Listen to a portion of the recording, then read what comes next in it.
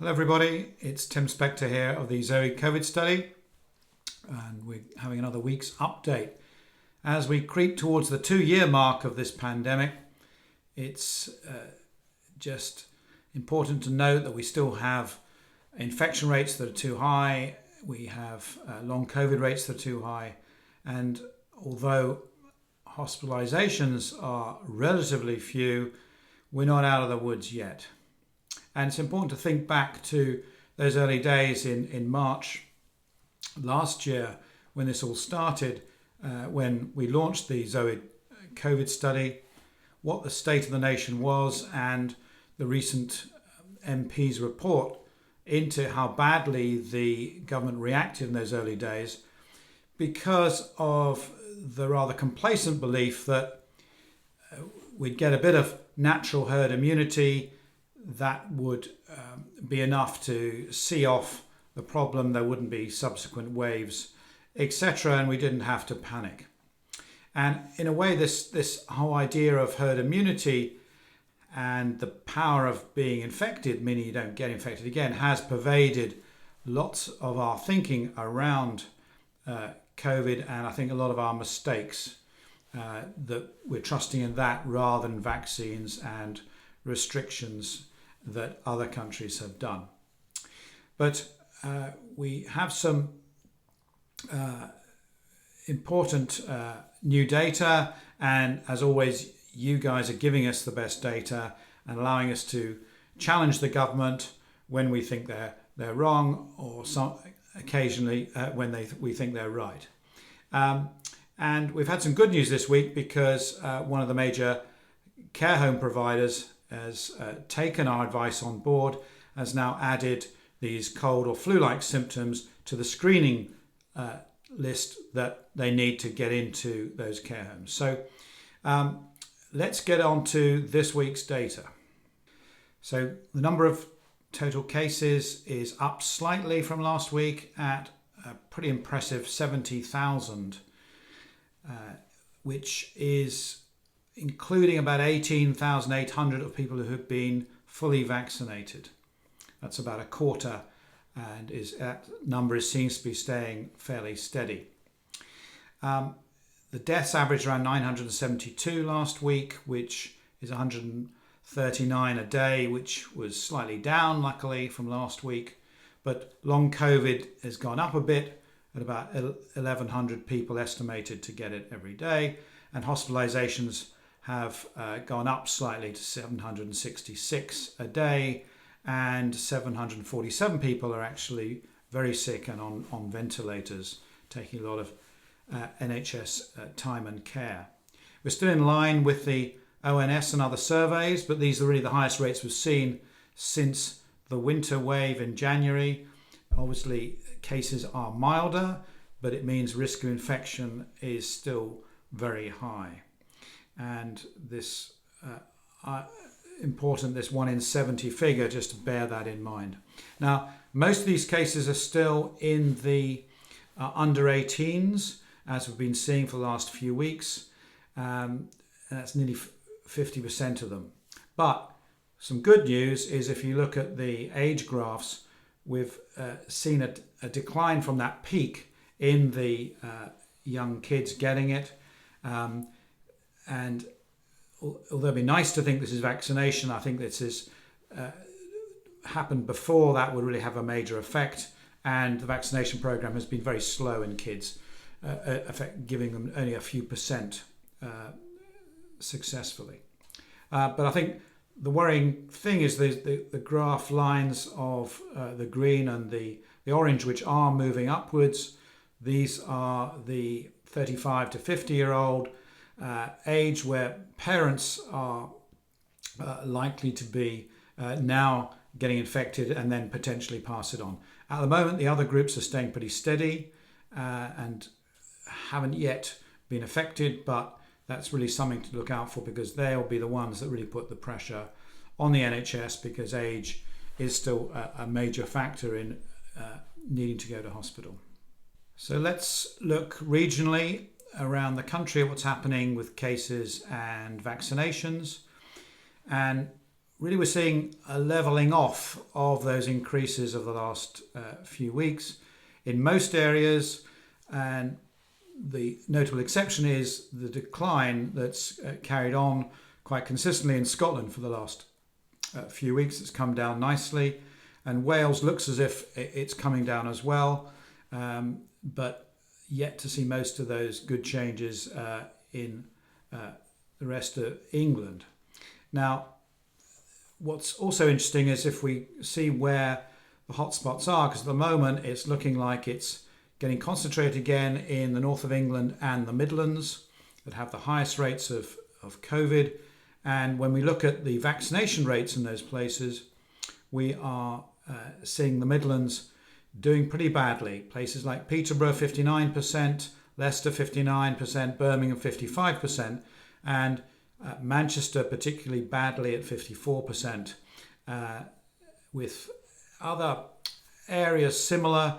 Down south, it's not all good news either, and particular hotspots of poor vaccination are Luton, just to the north of London, and the lowest levels we could find in London are less than 50% of the population vaccinated in a deprived area in east of London, Newham, but it's still generally just hovering around under 60% elsewhere in London, so nothing to really brag about. Now, an exception is that Wales, which is starting to decline, has managed to get full vaccination in more than 70% of its population, so it's doing pretty well. Scotland's rates, which have come down the fastest, have also some of the highest rates of vaccination across the UK, at least 85% in most regions. And Wales and Scotland are really the only two areas that have pretty much maintained some form of social distancing, mask wearing, as well as some degree of needing vaccine certificates or passports to go to big venues, etc. So talking about vaccine passports, Scotland and Wales have introduced a sort of passport light where you need to show evidence of having had a vaccine to go to things like nightclubs or venues above 4,000 or 10,000 people. And it's early days to see whether that's had an effect or not. But we did a couple of polls using social media to see what people thought of introducing it in the rest of the UK. And we had over 43,000 people voting on Twitter, and the results there were a convincing no. 87% said no, 13% said yes. And we also ran it on Facebook, where initially it was completely reversed until I tweeted about it. And in the last 48 hours, that has been reversed as well. And although the numbers are very small, it's gone the same way as the Twitter poll. So I think you obviously can't generalize from social media polls. They don't usually represent the wider population, but shows there's a lot of disagreement out there and fear about introducing them. And we'll have to see what happens to Scotland and Wales. But I think it's worthwhile looking at the international scene to see how other countries have managed to get their numbers of cases down and their hospitalizations through sometimes using these routes. Now, internationally, many countries have introduced some form of vaccine passport or certificate with rights to go to large events, sporting events, or clubs, bars, or restaurants. And these include those Belgium, Ireland, Portugal, the Netherlands, and in countries like France and Italy, you do need to even to go into shops and cafes and public transport. So what we do see is when we look at this graph of where we are now, that those countries have a much higher rate of vaccination than we do in the UK, although we were leading the field, if you remember, back earlier in the year, and we're slipping back, and you can see the rate of the curve really is not very good at all. Even Germany looks set to start overtaking us, although they have hardly any cases. Now, Denmark, interestingly, introduced a vaccine passport when it was worried about getting those rates up, and now that it's got 80% of its population vaccinated, it's relaxed those rules. So these can be brought in short term just to get those rates up and relieve some of the pressure on the NHS. Now, our population is still only 66% fully vaccinated, and single shots that some people think are useful are offering very little protection at the moment against the Delta variant. And you also got to consider that we need to look at the whole population, not just sort of eligible adults. So it doesn't look as good when you put it in those contexts. Now, Israel's a good example of a country that introduced vaccine passports a while ago, really when other countries thought that was inappropriate, and their rates of vaccination are now lower than ours. So it does cause a bit of ambiguity about whether these are always correct, and it may depend on the context of the country and at what time they introduce them.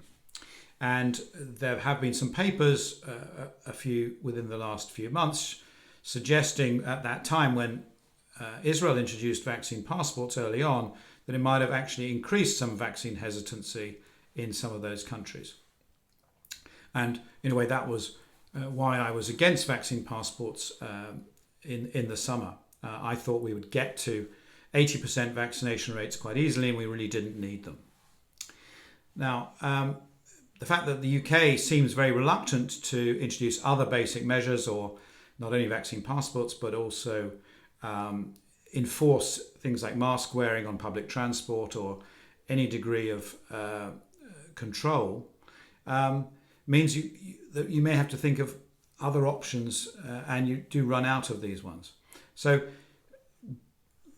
I think the mindset is that there's one magic bullet that's going to cure us, and that varies whether it's herd immunity, it's vaccines, it's masks, it's vaccine passports. None of these on their own are going to do the job, and I think that's what we see when we look internationally at the successful countries. You do need all of these, but we also need public awareness of symptoms and home testing preventively before you go into the office or before you go into school, not the other way around. But whatever the government decides, I think it's still important that we keep washing our hands, wearing masks, doing simple stuff and social distancing. And we do need to find a way to increase these vaccination rates as we go into winter and the flu season.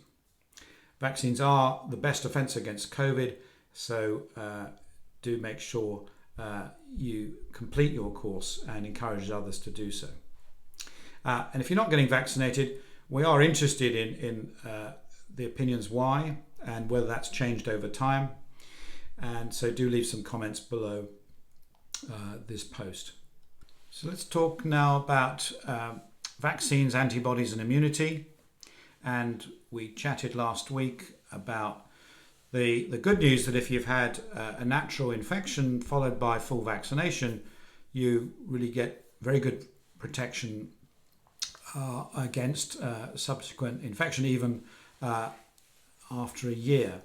But most people still think that getting a natural immunity is actually better than vaccines, and all our data is showing that that is not the case now. It may have been in the past, and that's where a lot of the literature came from, when people were looking very short term at what happened in those first few months, when yes, vaccines took a while to work anyway, and natural immunity, you really didn't get another infection within 3 months. So that was the case then, but when the data changes, when the variants change, sometimes we have to change our opinions and our mind. And so what we're definitely seeing now is that we get about this 65% protection from natural infection after 6 months, which is less than all the vaccines we've been currently studying. So don't rely on natural infection to protect you, as many people unfortunately are in this country. And this, as I said, was part of the government's initial plan that would provide herd immunity, but only worked if that initial infection lasted at least a year until we got rid of the virus. And it's just too short term to rely on it, unfortunately, particularly as we're getting new variants which will change that immune status. Now, in order to reach herd immunity, the general idea was there was a certain percentage of the population had to be infected. And once you got to that level, it was very hard for that virus to transmit. Initially, we thought that was around 65 to 70% of the population.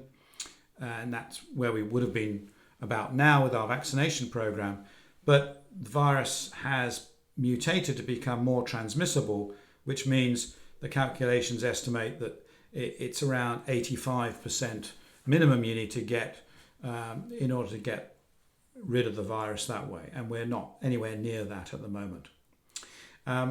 So that's where I think we went wrong, and why the government not only was slow to react in the first place because they were relying on this, but also I think were rather over-optimistic about the effects of long-lasting vaccines, long-lasting immunity, and that's why we got stuck in Freedom Day, which is probably going to come back and bite us. So we clearly haven't seen that herd immunity has happened, and I think many people ask, why am I getting reinfected? Why am I getting breakthrough infections despite the vaccine? And I think there are four main reasons. One is that there's a natural waning over time, which may vary a lot between people. Some people it may just last a few months, others it may last over a year. You may not have had a good antibody response in the first place, and it's looking like 5 to 10% of people don't raise those antibodies when you study them in detail after that vaccine shot, and that level is higher in people who are immunocompromised. Now, the third one is it might just be the amount of dose. The dose of virus, the viral load is so great that it can overcome your immune system or your vaccine, and there's some evidence that that can occur. For example, someone sneezing right in your face, giving you a lot of viral load, or the transmission of seriously ill people in hospital. And the other is, of course, that every time there's a new variant, it tries to find a way around our immune system or the vaccine. And in some cases, it's doing that because our immune systems are all different, and it's not totally predictable how all of us are going to respond to the same virus. So we've been collecting your antibody data in a subsample because we managed to get some free tests, and we're looking at seeing how that's relating to your natural infections. And we're going to tell you the full story next week with the full data, but it is mirroring what we're seeing in terms of infections, in that the antibody levels are a clue to what's going on and your chance of getting reinfected. So let's have a quick word now about boosters. Just a reminder, if like me, you've managed to get a booster, do log it as well as your flu shot. And of course, this is really crucial as we start to get an even more confusing picture in winter with the flu virus likely to be hitting us along with colds and along with continuing COVID, which we're very unlikely, unfortunately, to get rid of by then rapidly. Now, we've been banging on about symptoms for over 555 days, and this is the current list of the top symptoms we're seeing. It does change a little bit from week to week.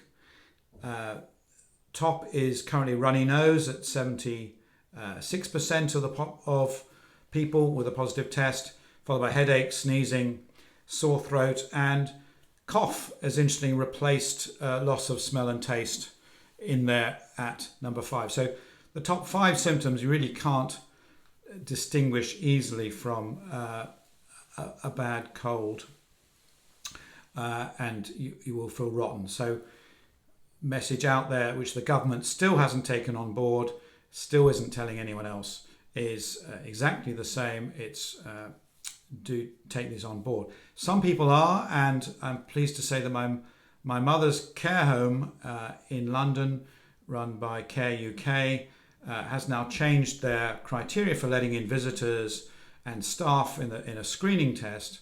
And so, as well as asking about fever and persistent cough, which people rarely have, they're now asking about flu-like symptoms and saying, if you've got them, stay at home, get a lateral flow test. This will protect both the residents of the care homes and also the staff, and stop it spreading. And it'd be great if everyone who knows anyone in care homes, either working there or has a relative, etc., would pass this on to the managers so we can get that side of it sorted, and at least the most vulnerable part of our society are getting the proper advice and the latest science.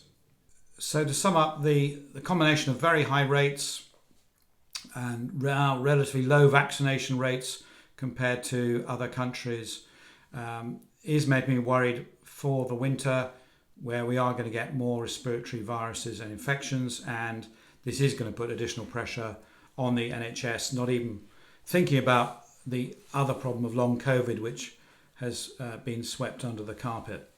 So I do want everyone to try and spread the word, not only about symptoms, but also about the importance of getting our vaccination rate high enough to drive down those numbers. And do keep logging your test results. They're incredibly important to us. Your symptoms, whether you think they're relevant or not, we will be able to sort it out with our algorithms and our amazing data science team. Thanks for logging daily. Your contributions really are fantastic. Keep looking at the website, look at the apps for details, keep subscribing, and keep logging. Stay safe.